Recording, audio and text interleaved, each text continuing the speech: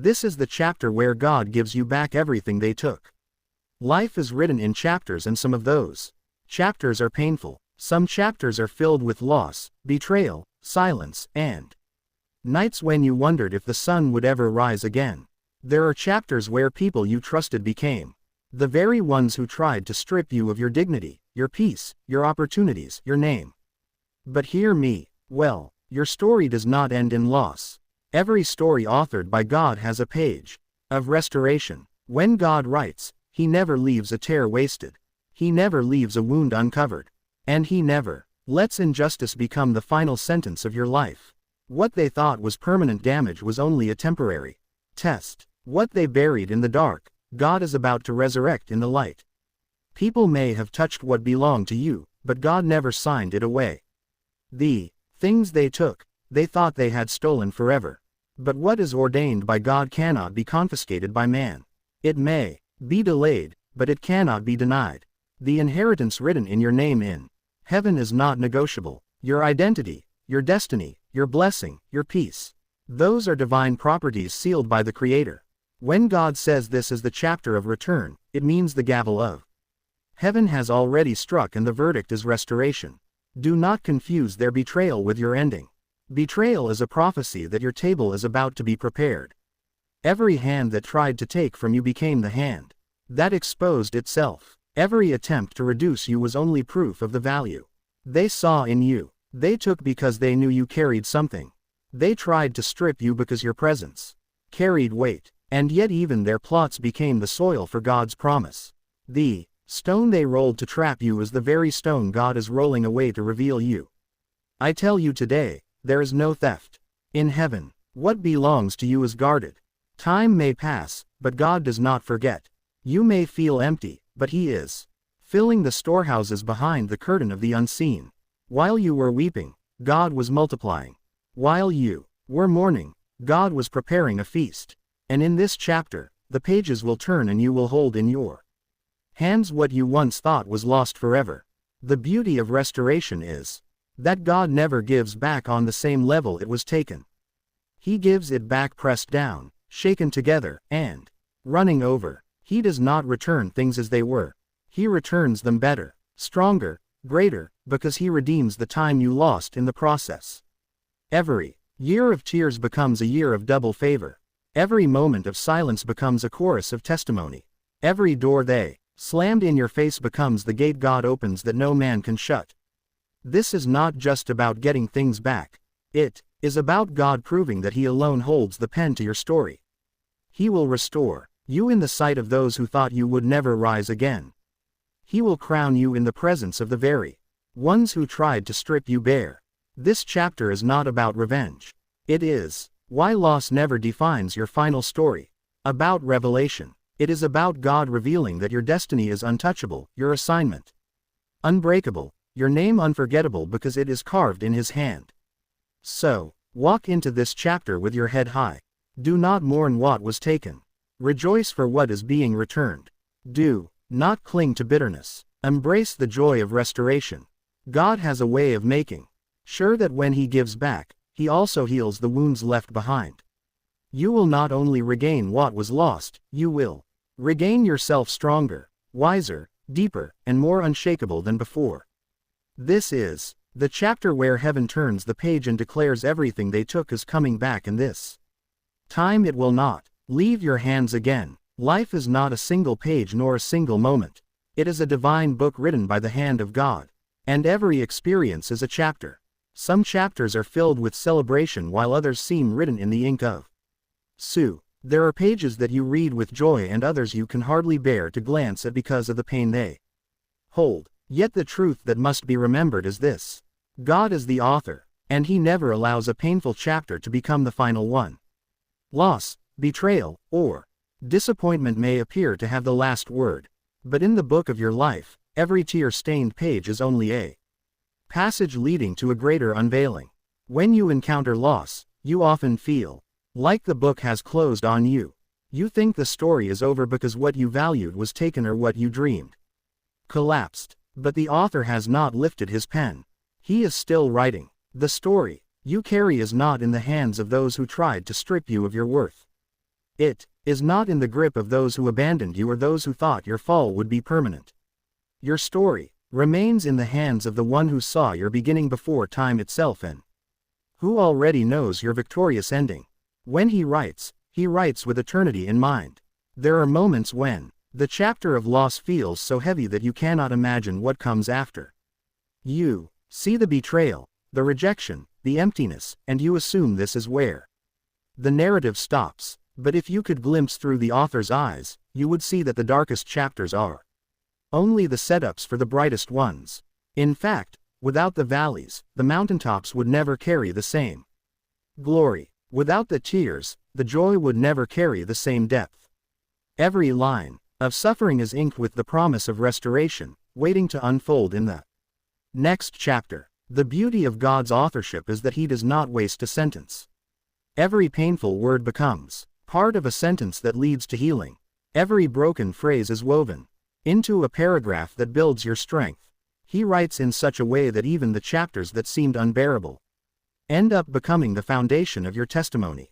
The betrayal that cut you is the same betrayal that teaches you wisdom. The loss that broke you is the same loss that teaches you resilience. The silence that felt endless is the same silence that shapes your patience. God uses every mark of ink, even those written with pain, to prepare a narrative of triumph. Life may have convinced you that because you lost something, the book has ended. But no, book ends in the middle of a sentence.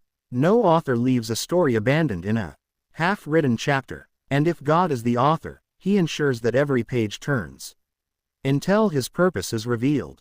You cannot allow yourself to mistake a pause for an ending. The period at the end of one sentence is only the preparation for the next. Where you see finality, God sees transition. Where you feel emptiness, he sees the foundation of overflow. When you understand that life is written in chapters, you stop mourning as though the entire book has ended. You realize that the chapter of betrayal is not eternal. The chapter of loss is not unending. The chapter of loneliness is not forever. There will be a turn of the page. There will be a shift of the pen. God has already written joy after your mourning, strength after your weakness, and light after your darkness. He has already sealed your ending. And it is not loss. The hidden setup behind betrayal and delay. It is restoration. This is why you must carry hope even in the pages you wish you could tear out. The chapters you hate to remember are the same ones that make the next ones so beautiful. Without them, you would not appreciate what is coming. Without the midnight hour, you would never recognize the dawn. Without the weight of loss, you would never value the abundance of restoration. The author writes in contrast because the human soul understands the power of light only after it has walked through shadows. So hold steady in this chapter even if it feels unbearable. Remember that God has not stopped writing.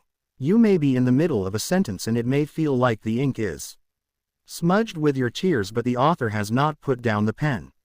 He is crafting the next lines with a wisdom you cannot yet see.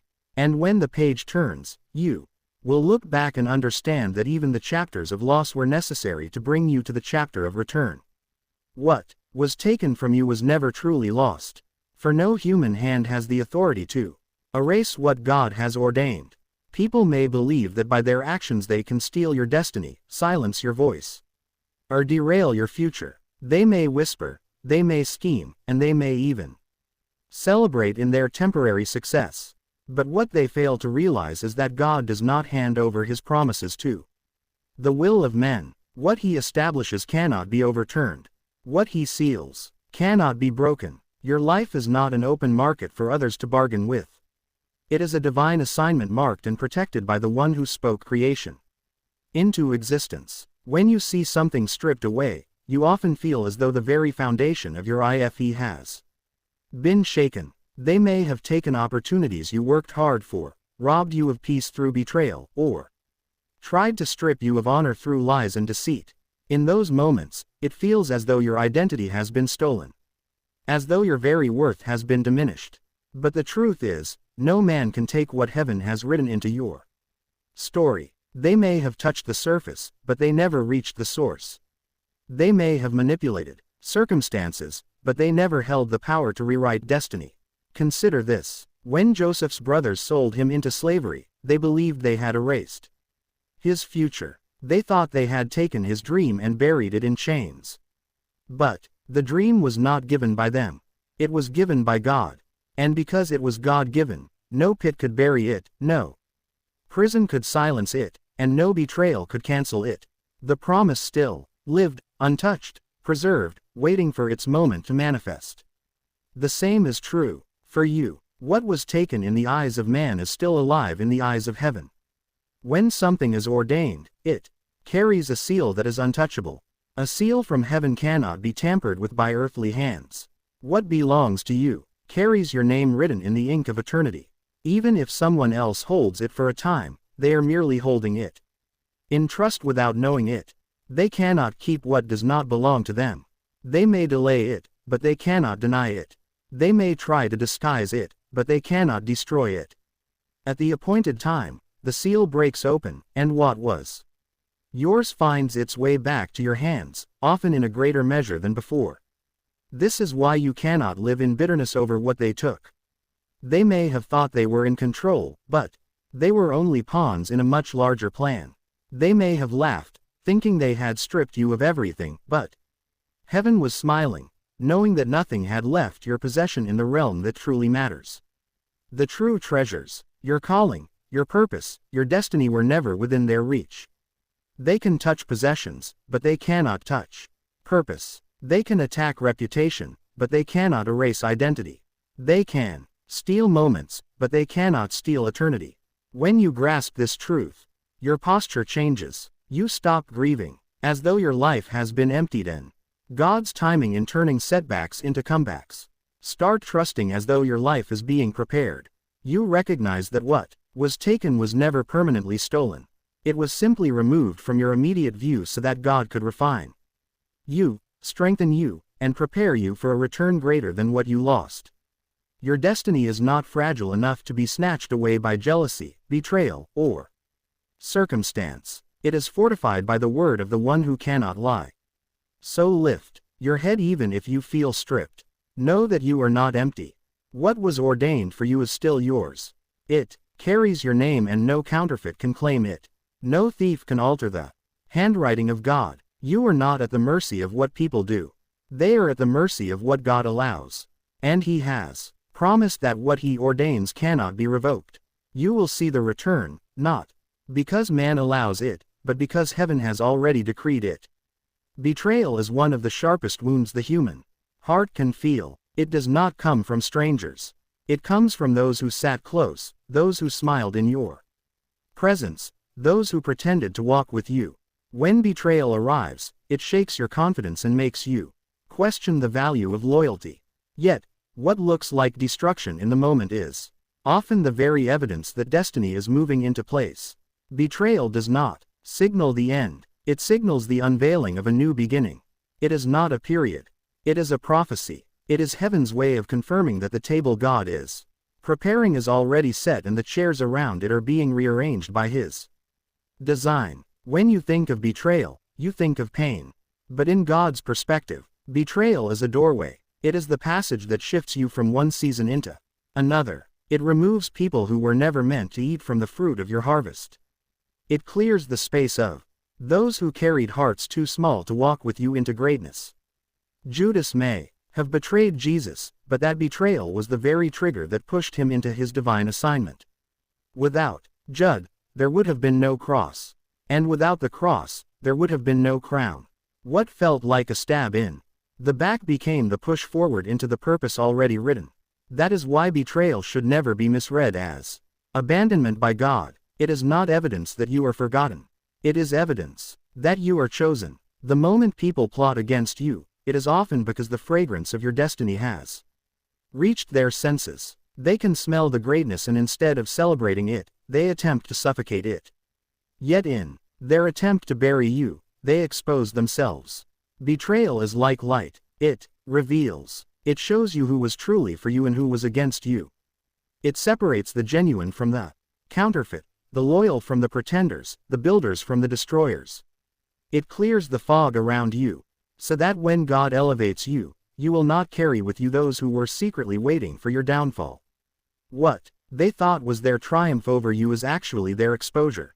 The very act of betrayal unmasks the hidden hearts.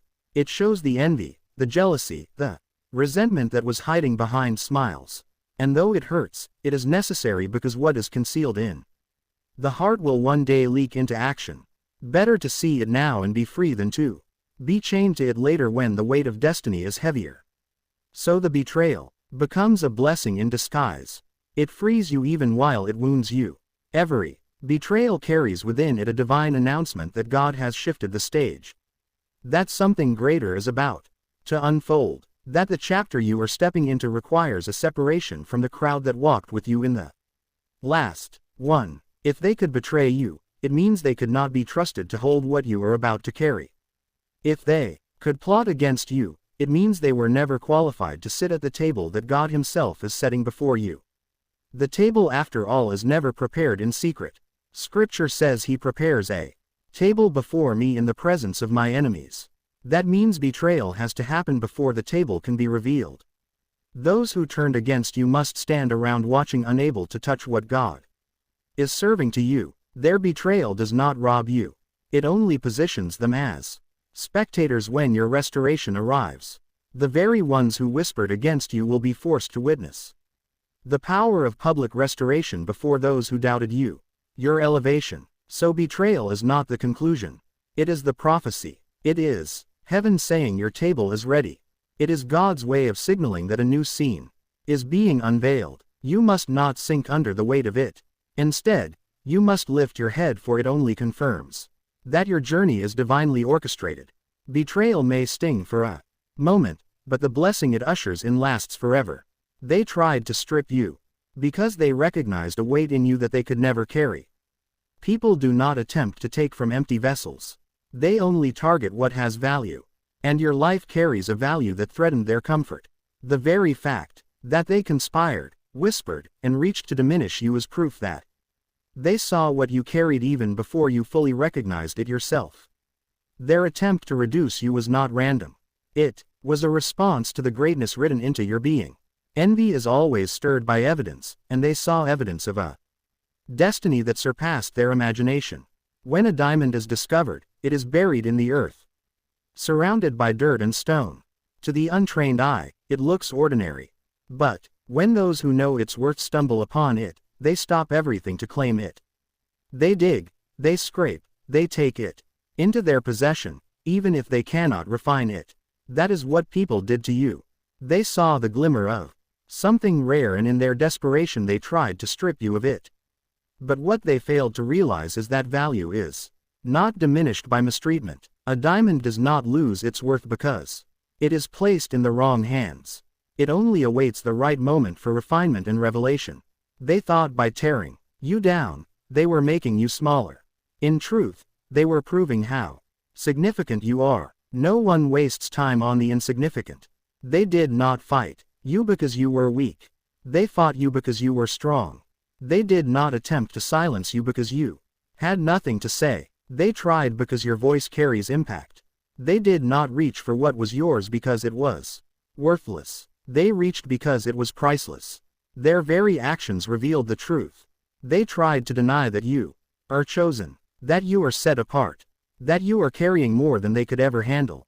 You must shift your perspective and see their attack for what it is. Confirmation. If you were not carrying destiny, no one would plot. If you were not carrying vision, no one would attempt to blind you. If you were not carrying promise, no one would try to rob you. The weight of opposition is always proportionate to the weight of what you carry. The greater the attempt to strip, the greater the evidence of treasure within you. Every scheme against you was a mirror reflecting the greatness that rests upon your life. Think about it. Even Jesus was not betrayed by strangers, but by one who dined with him. Why? Because only those who sit close enough can reach for what you carry. It is proximity that allows access. But access does not equal ownership. They may have touched your garments, but they could never touch your identity. They may have attempted to drag